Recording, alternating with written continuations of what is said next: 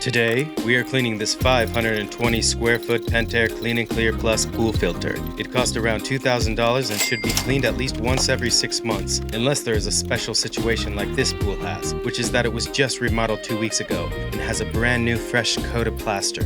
The tool I'm using is a 7/8" combination ratcheting wrench to loosen the barrel nut on this clamp. Pool owners experiencing problems with their pool can solve many of them just by simply cleaning their filter. To clean out the filter itself, unscrew the plug on the bottom.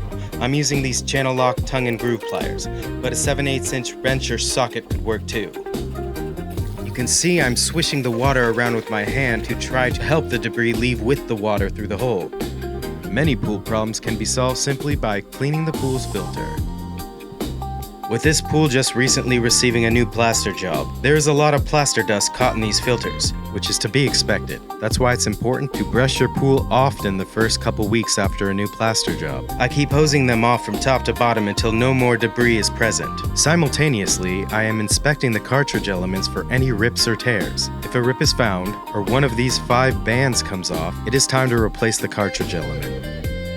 Before putting the lid back on, I inspect the gasket and find it to be clean and in good shape, not stretched out at all. It should make a good seal. It's important to make sure the rubber gasket and the area where it sits is clean, free of debris.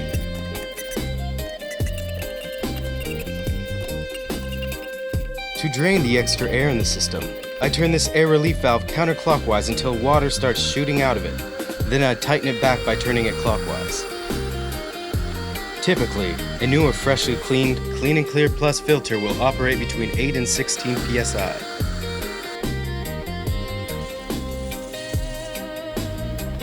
Thanks for watching, and don't forget to follow, like, and subscribe for more.